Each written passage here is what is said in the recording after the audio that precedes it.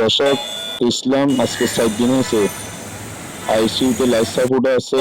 এখন ওনার জ্ঞান ফিরে নেয়। ওনার ঘটনা বিস্তারিত শোনেন ওনার আব্বু থেকে।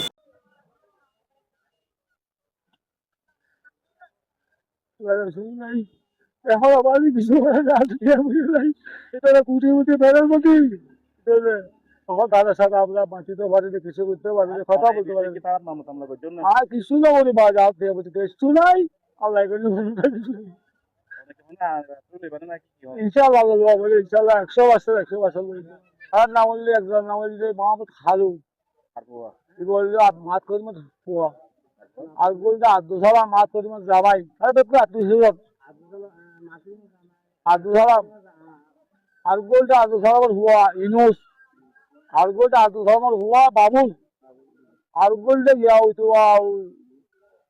ঠিক আছে ইয়া বলনা লড়তা শুরু করলাম জসিম জসিম জসিম জি সরকার মাসে শুরু দিয়ে বাস মেরে ফেলাইছে মেরে কাম করে ফেলাইছে ফলানো ফলানো ভাত মাথা মাথা মাথা একদম শেষ করে দিয়েছে।